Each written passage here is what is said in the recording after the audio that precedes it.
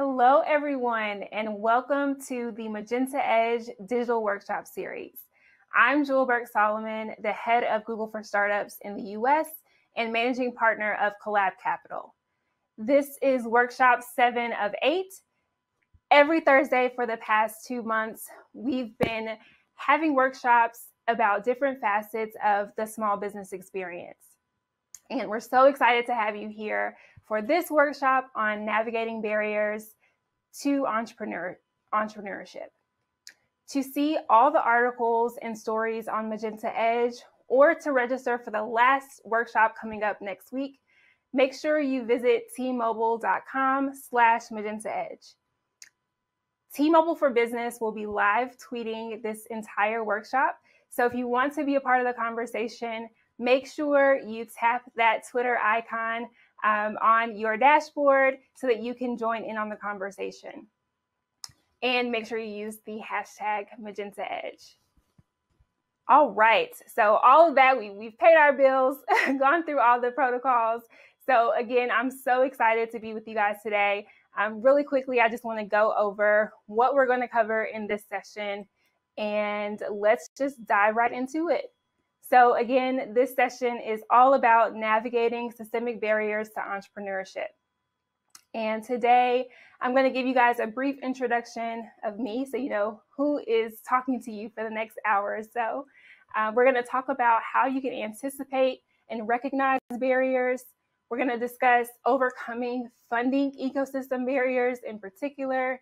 We're going to talk about overcoming procurement barriers. And lastly, we're going to touch on how to build mental fortitude in this process. This is, in my opinion, the most important part because this is what you're going to need on your journey for entrepreneurship. So if you guys are ready, we are going to dive right on in. So again, in case you forgot, I am Jewel Soloman. I am someone who has spent the last over a decade in the technology industry. I've worn many hats. I've done everything from sell software to manage a call center, to be a startup CEO, and now I am an investor. So I've kind of done just about everything you can think of in the technology industry. And in this journey, I have now come to this place where I am leading Google for Startups in the US, where I'm really focused on helping to bring the best of Google's products, people, and best practices to emerging startup ecosystems and specifically to underrepresented founders. I am also one of the managing partners at Collab Capital, which is an early stage investment fund focused on funding the best and brightest Black entrepreneurs across the country working on tech and tech-enabled businesses.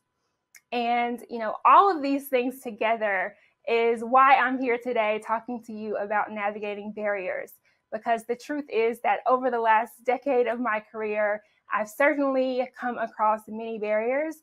And I want to share with you today some of the things that I've learned, some tips and tricks to really navigate and get around some of these barriers.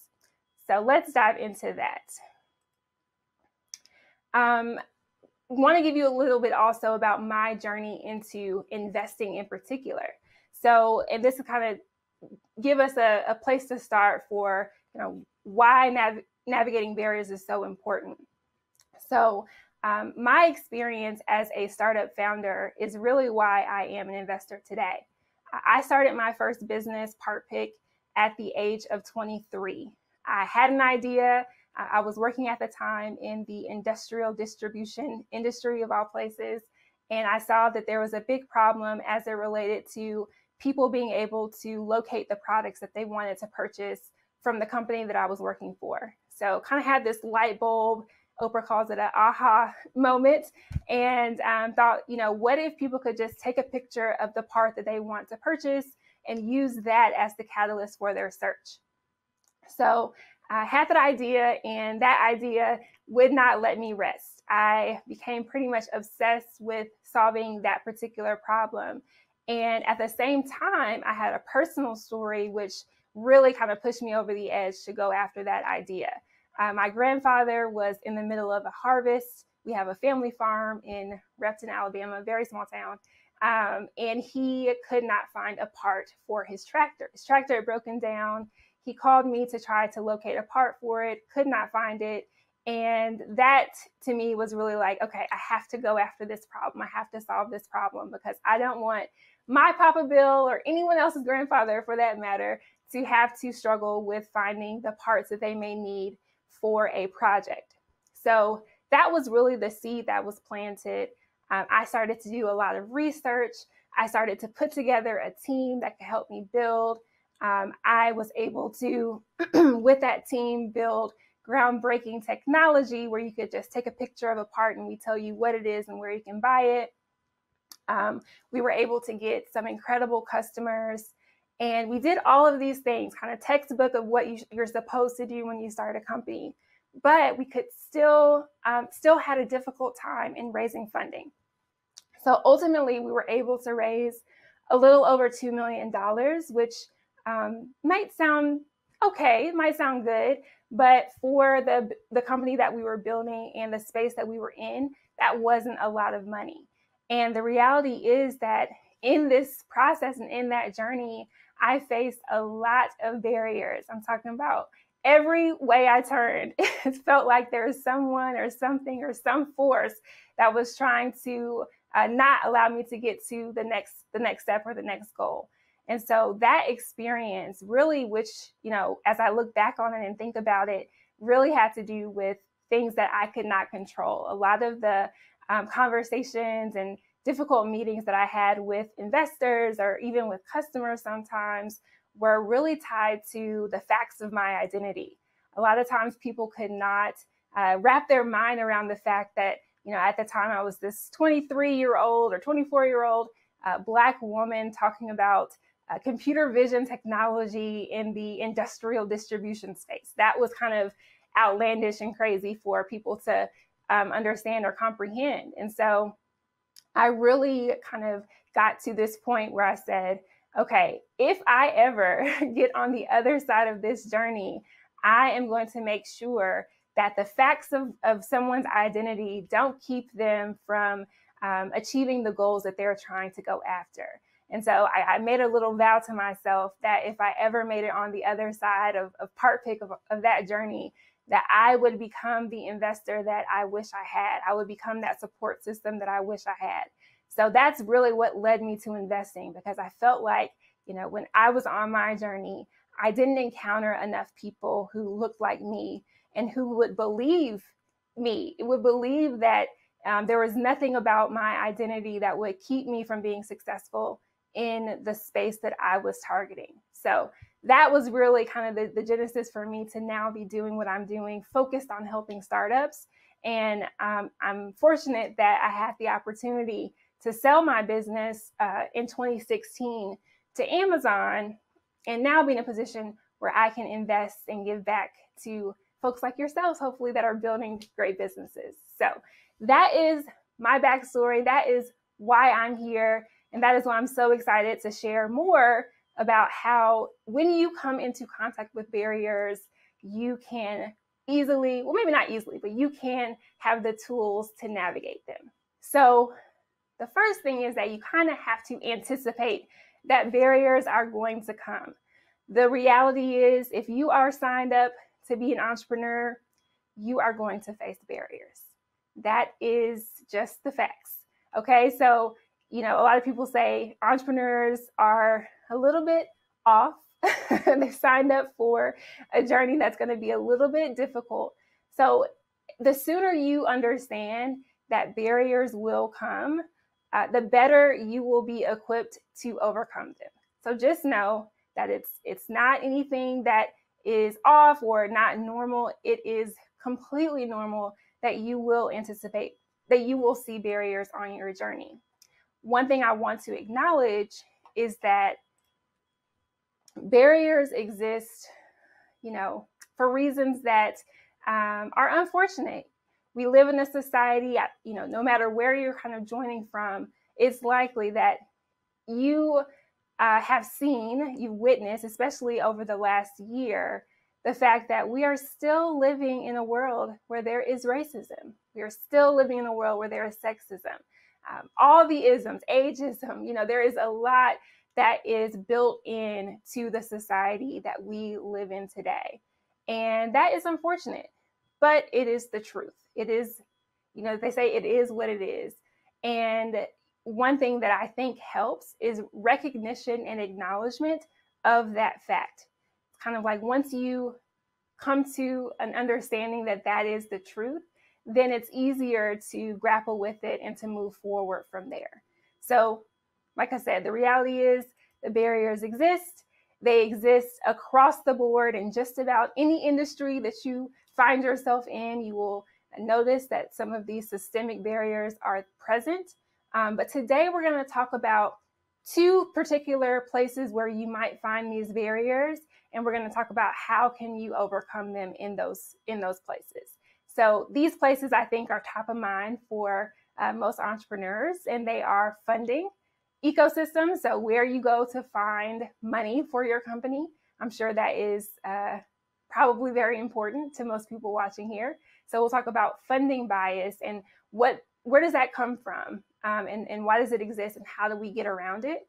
And then the next is procurement. So procurement is all about how do you work with organizations or companies to help them to know about and purchase your products. Sometimes that involves bidding, sometimes that involves certifications, and we know that there are still biases that exist in that process as well. So we'll talk about that and talk about some tools to overcome it. And then lastly, like I said, what I think is the most important for all of this is really building up your mental toughness or your grit or your fortitude around taking on these challenges and knowing that you can still press forward, you can still achieve your goals, even in the midst of the unfortunate biases that exist in our society. All right, so let's dive into lesson number 1. And this is all about how do we overcome funding bias. So I can tell you this process of raising money has been a big part of my life for the last 7 or 8 years now, from the time that I started PartPick and tried to figure out how do I fund this big idea that I have up until right now, this very day. I'm in the process right now of closing a $50 million fund. So I have been fundraising a lot.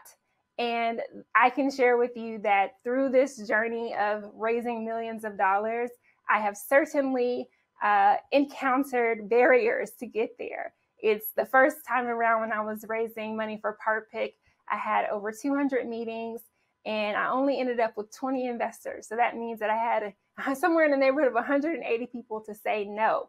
And that will happen, and that's okay. It didn't stop me from getting done what I needed to get done.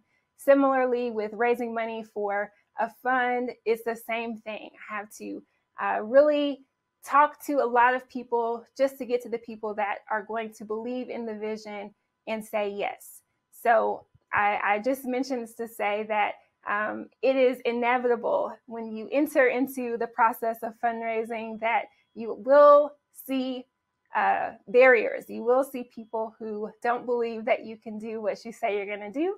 And your responsibility as the founder, the CEO, the person that has to keep money in the bank is to believe that you can and keep going. A few other tools outside of belief in yourself, you also want to find catalysts. So it's great for you to believe in what you're doing, to be able to tell the story and tell the pitch, but you also have to get other people to do it on your behalf, maybe when you're not in the room. So you want to identify folks who can tell your story for you and about you, and speak to the greatness that you are when you're not there. You also want to identify resources. So one thing and one mistake that I see a lot of entrepreneurs make, and even that I made myself, is that I was very adamant about raising money when I first started my business, and didn't realize that there are so many other opportunities outside of giving away equity in your company, something like grants or pitch competitions or non-dilutive resources that will really be helpful to get you to those next milestones. So we'll talk a little bit about that. And then the last piece is I'm excited. I want to do a visioning exercise with you all because sometimes you don't have to get funding for your business. And a lot of that has to do with what is the future vision that you see for what you're building. So we'll do a little fun visioning exercise to understand what's the actual right fit as it relates to funding. Where should you be going? What makes sense for your business? And that knowing that will help you to really navigate the barriers that might exist. All right, so are y'all still with me? Everyone good? Okay, so we are going to talk about this idea of a flywheel. So hopefully you guys have heard this term of flywheel. Flywheel became popular. I think it was first sort of the concept came about in Jim Collins' book, Good to Great. If you haven't read the book, it's a kind of like classic business book. But he talks about flywheels in this idea that no great feat or no great action has happened with one single action. It's typically a series of small actions moving in one direction, kicking off momentum that really makes big things happen. So if you think about visualize kind of the flywheel and this idea, the flywheel being a heavy wheel that you can't just push all at once. You have to give small pushes to help it build momentum and to the point where it kicks off and begins to turn on its own. That's really what you're trying to create. And I became really familiar with this idea of flywheel during my time at Amazon. I mentioned I sold my business to Amazon and then spent some time at Amazon. And one of the things that is core to the business at Amazon is this flywheel around customers. So they care a lot about making prices low so that more customers come on the site. And then leveraging sellers so that more customers have more things to buy. And then using the additional money that's coming in from customers to pay for additional servers. And kind of all of these tiny actions leading up to the huge company that is Amazon, and each of these actions feeding into the next. So that's just an example of what a flywheel is and that kind of principle. But today we're going to apply it to the themes of this session. So the fundraising flywheel is something that I made up, but we're going to go with it. And what does it mean? So the first thing is you have to build something of value.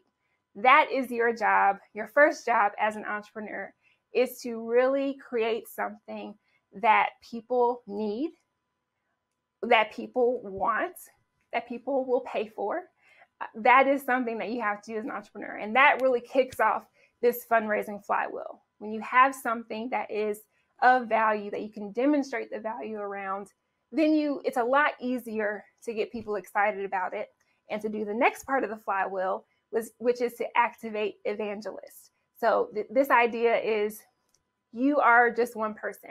You probably can't talk to everyone you need to talk to about your company or about what you're building. So you want to get other people excited about it so that they will talk to other people and those people will talk to other people, and you can kind of build this momentum, or as a term that is used a lot is FOMO, kind of fear of missing out on your deal or what you're doing. You want to equip other people to be able to tell the story for you. And then from there, you have to follow up. This is the probably second most important part, in my opinion, of the flywheel. And it's the part where people mostly mess up. And honestly, I messed up. I think there was a lot of sort of money left on the table in my fundraising journey because of sorry, hopefully you guys can still hear me, because of not following up. So just want to make sure that you guys remember that you have to build something of value. From there, you activate people to talk about that thing you built. And then lastly, you have got to follow up with people. And all of these things together create the momentum that you need to put together a fundraising round, if that's what you're going after, to really get people excited about what you're doing and how they should be joining you on the journey of what you're doing. All right. The next thing is, the reality is only a very, very small percentage of businesses raise money. And when I talk about raise money, what I'm saying is you have an agreement either with an angel investor or a venture capitalist to sell a portion of your business, so a piece of equity, in exchange for help and dollars. That is one way to go. But again, only a small percentage of businesses are a good fit for that type of funding pathway. And only a small percentage of businesses actually have success on that funding pathway. So I want to make sure that you guys are aware of all of the non-dilutive resources that are available. And honestly, a lot of these are much lower friction, and therefore you won't have to have as many barriers to entry to get to them. So one is grants. I did not know when I was building PartPick until probably a year or so in about all of the governmental research grants that are available for people who are building companies that are scientific in nature or have some type of research component. So this is a huge thing that I wish I had known earlier in my journey, because you can get up to $1 million, I think in some cases up to $2 million in non-dilutive. You're going to hear me say this word a lot. It's really my favorite type of funding, where you don't have to give up any equity. Again, if you're doing something that has a research component, or where you can get proximate to a research university, this is a great way to get early funding for your business. SBIR and STTR are the acronyms to know, and you can go to sbir.gov to learn more if you're doing something, as I mentioned, in the research field, or something that's highly technical, that there could be, university technology or something that you built and you are developing in a proprietary way. That is a great avenue to go. And one other tip here is find a research university nearby where you live. I'm in Atlanta, so I got really cozy with the folks at Georgia Tech, and it's oftentimes there is someone on campus whose responsibility it is to help student innovators, faculty, and even entrepreneurs that are on campus to navigate the process of getting these SBIR and STTR grants.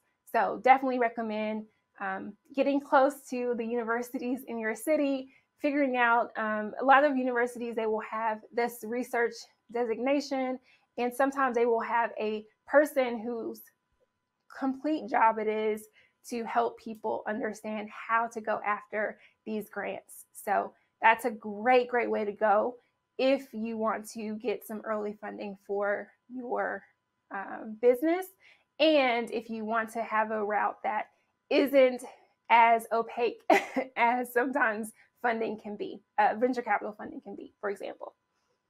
Another great way to go is pitch competitions.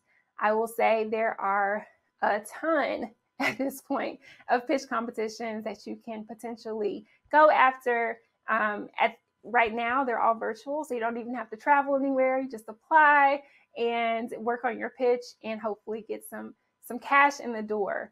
My word of caution here is I don't particularly care for the pitch competitions where they take equity. I really think the ones where they don't take equity and it's you just show up, you do your pitch, and hopefully you win and you get some cash, those are amazing. So look for pitch competitions as a way to get some early cash in the door.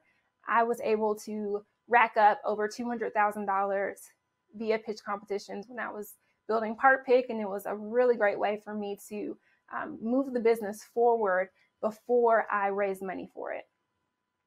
The next thing I'm going to talk about is inventory loans and revenue-based financing. So the reason that I bring these up as we talk about navigating barriers is because these types of loans and financing options are typically based on either purchase orders or historical sales data, or basically just data, numbers. So oftentimes you won't see as much bias in this system because it's literally based on what did you sell or what do you have agreements toward that you will sell. So my site recommendation on this one is called intro.me, and it lists out different revenue-based and inventory loans, purchase order loans that you can compare and contrast and see the terms on and make good decisions about the cost of that capital and how you could bring it into your company. And again, a lot of this is strictly based on the numbers. It's based on what you're selling. So there's a little less room for bias because it's pretty much black and white. Okay, and the last non-dilutive resource is my very, very favorite one, is getting more customers. Getting more customers. That is the best, the best solution to navigating barriers in the funding ecosystem is to get more customers, have more revenue. A lot of things can be overcome with the facts of your balance sheet and of your cash flow statements. So make sure that if you have your product ready to go, if you're already selling it, focusing in on your customer and really selling more to your ideal customers, that is the top thing you can do to overcome barriers in the funding ecosystem. Because one, you could use your customer revenue to continue to bootstrap your business, or if you are in the lane where you want to bring in outside investors, the more revenue you have, the more proof points you have of customers who love your product, the easier any funding conversation will be. So that is the number one thing you can do really to navigate barriers in the funding ecosystem. Okay, so as I alluded to before, I want you guys to close your eyes with me for a minute, and we're going to do a little vision exercise. So yeah, close your eyes. Think about yourself and your business in 10 years. What do you see? Are you still running the business day to day? Do you own 100% of the business, or do you own a small percentage of the business? Do you have a big team around you, or do you have maybe just a few employees? Do you see yourself working from the beach, or are you still in the office grinding it out? Do you see yourself ringing the bell on the stock exchange because your company has gone public? Or do you see yourself passing the business on to your children? Think about it. Think about what does 10 years look like from now for yourself and for your business. All right, do you have a picture? Okay, open your eyes. Whatever you saw, this vision should really be the basis for your funding plan for your business. One of the things that I see a lot of entrepreneurs make a mistake about is the fact that they just assume, okay, I'm building this business, I need to raise money. Now, let's just say you see yourself owning 100% of your business in 10 years. It is not likely that you can raise money if that's the vision that you see for yourself. Those two things do not go together. If you see yourself owning a large percentage of your business in 10 years, then you should be looking at non-dilutive funding options. If you see yourself ringing the bell and taking your company public, then it will probably make sense for you to look at venture capital as a means to fund your business.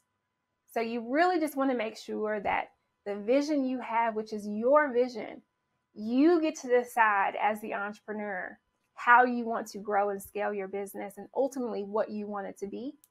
But you want to make sure that what you are doing today, the steps that you're taking, back to that flywheel, those little steps that you're taking every day, really will lead you ultimately to the vision that you see.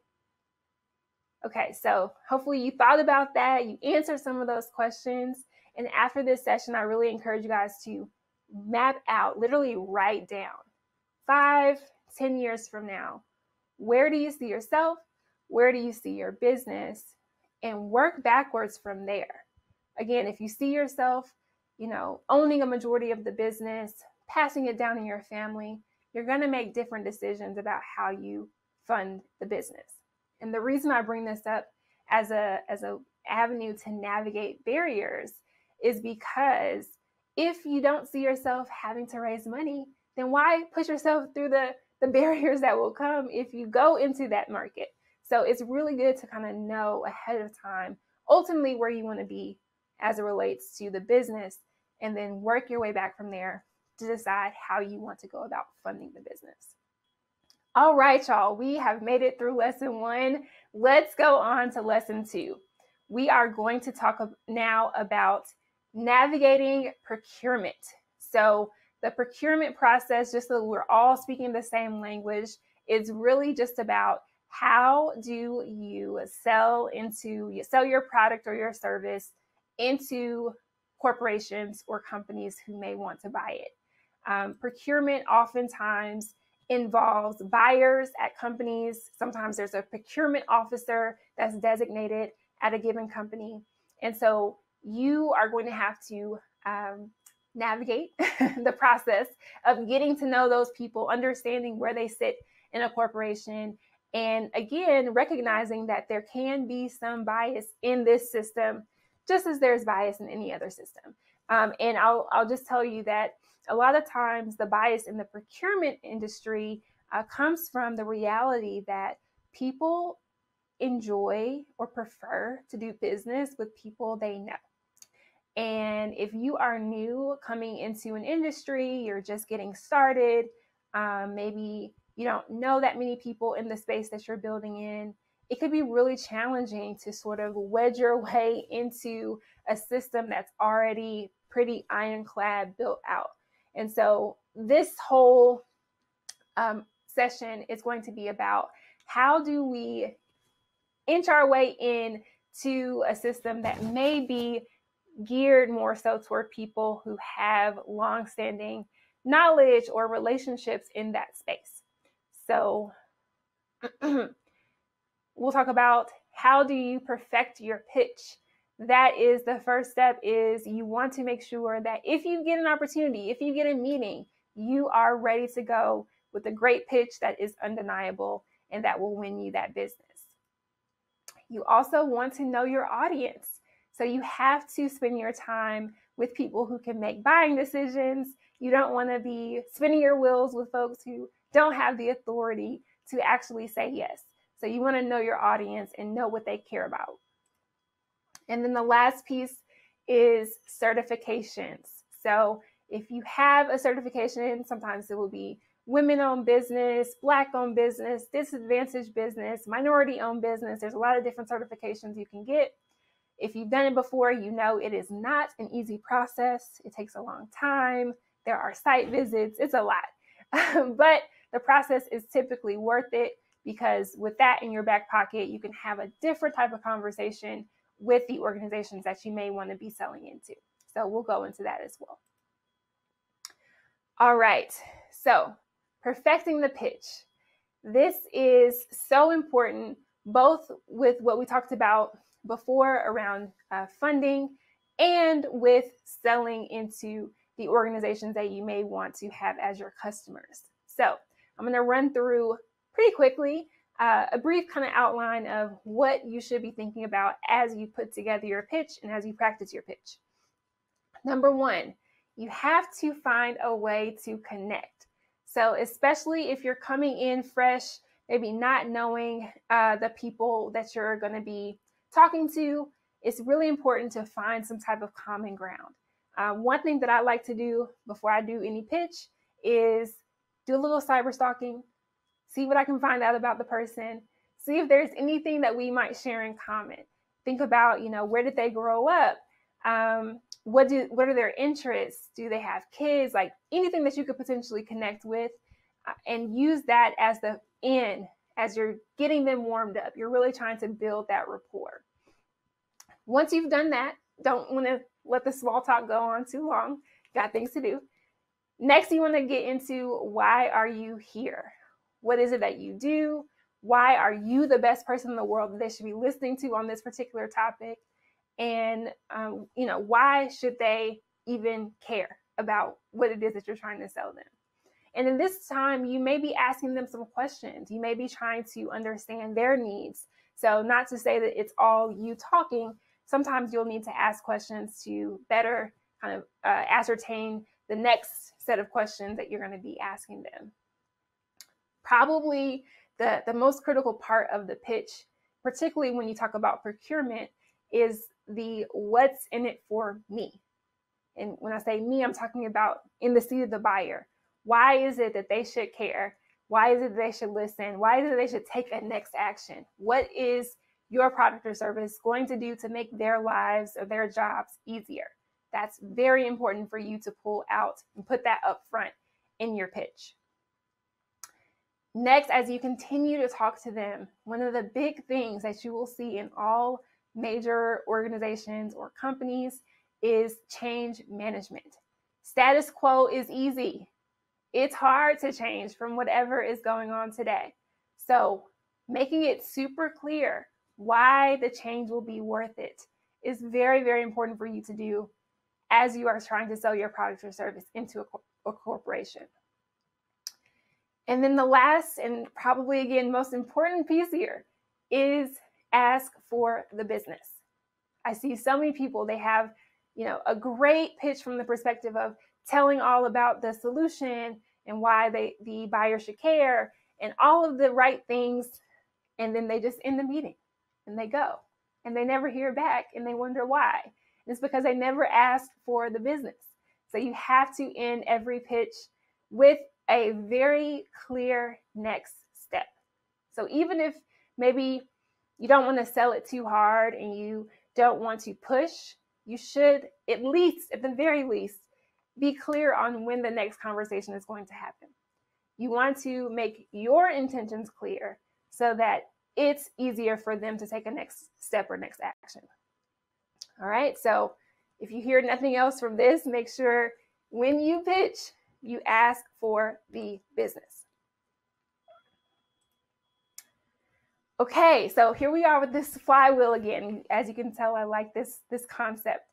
So this is about the procurement flywheel. And it actually starts the same way the fundraising flywheel did, which is building something of value. So just like when you want to go out and fundraise, you need to have something that is of value to the investor. Similarly, when you go out and sell your product or service, you need to showcase what is valuable about this product or service. That is the key that kicks off the flywheel. Once you've done that, you want to go about identifying decision makers in the corporation that you're trying to sell to. You might call this a lead list that you can work down, but you want to understand as much as you can who are the decision makers, who are the influencers in the organization, and making sure that you get a meeting on their calendar. And one good tip is to make friends with their admins or their personal assistants, because those folks are the ones who actually control the calendars. So if you can get them in your good graces, then you can more easily get a good spot on the calendar. So that's really important, is to know how the organization operates, who makes the decisions. If you've ever been a seller before, you might be familiar with the concept of BANT, budget, authority, need timeline. That's really critical in this step, is to understand all of those and make sure the person that you're talking to has ability to control the budget, understands the budget, has the authority to actually say yes to the deal, understands the needs of the organization, that you understand the needs of the organization. And then the timeline. This is typically in a procurement scenario, this is where things get a little rocky, is the timeline, because you as the entrepreneur are always going to be on a more urgent timeline, typically, than the people you're selling to. You want to move fast. They are okay taking their precious time. So you want to get to as close of alignment on these areas, because that's really where deals fall through, is at any point where there is a mismatch on any of those levels. The last piece of this procurement flywheel is to do your research and follow up. Okay, back again, we talked about follow up on the last one. Follow up is oftentimes where deals die. And in this scenario, your major barrier when it comes to procurement is actually the calendar of the person that you're trying to sell into. It's vacations. It's folks going out on leaves. It is reorgs within the organizations. That is your major barrier. You have got to stay top of mind. And you do that by continuing to follow up and not getting discouraged when you don't hear back the first time. Just be persistent to make sure that those deals get done if you did see interest when you met with them the first time. So that is the procurement flywheel. Last piece here. You want to make it super easy for companies to do business with you. Like I mentioned before, certifications are very arduous. And honestly, I remember going through the certification process for Part Pick, and I thought, okay, they're going to ask me everything. You know, I basically felt like they're trying to get me to sign away my first child. Like, it was very invasive, it felt like at that time, asking me for all the documents that I've ever signed, everything. And, you know, it felt a little tough. But I'll tell you, it was a huge difference maker as far as winning contracts with some of the customers that we had with Part Pick. And it is the current standard for supplier diversity. So if you do want to get into companies that have commitments around working with diverse entrepreneurs, it's really important that you have these certifications. One way to go about getting that and getting guidance on that is to get connected to your local National Minority Supplier Diversity Council, Women Business Enterprise. A lot of times they have state chapters that you can get connected with and get the inside detail as to how to go about getting these certifications and build relationships with the people who actually are doing the certifying.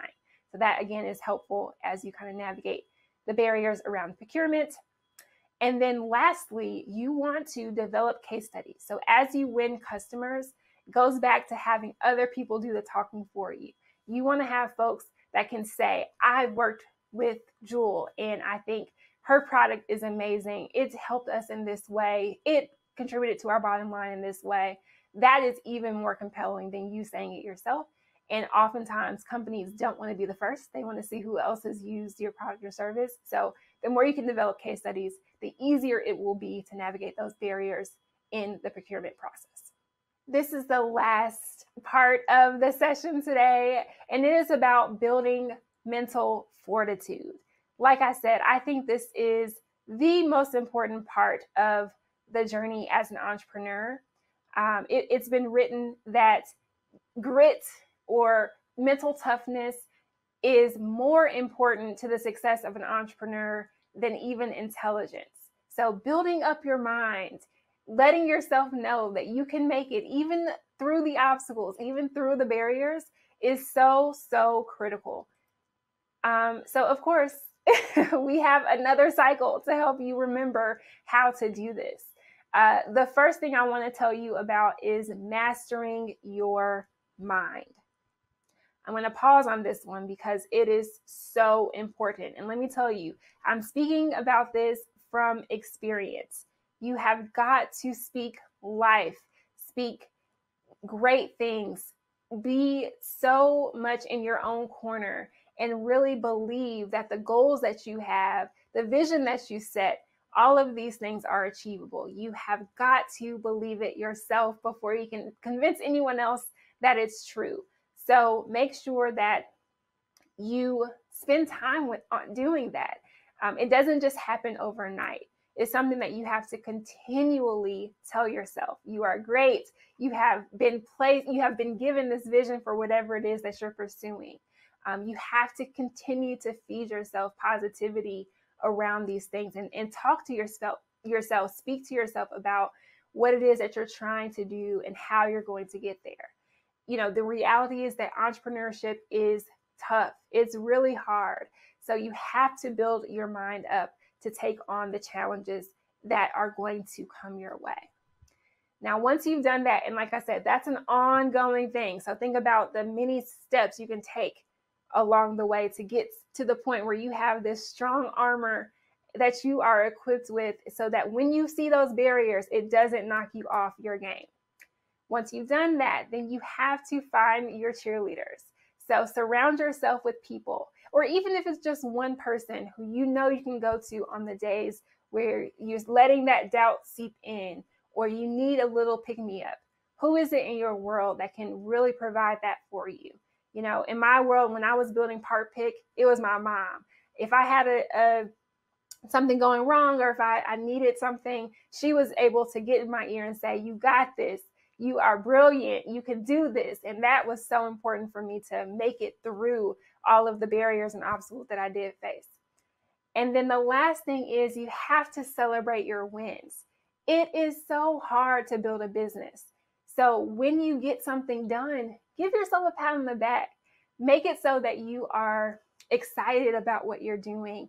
And those little wins and giving yourself a little celebration for the wins can help you to continue that momentum, continue the desire that you have to build whatever it is that you're working on.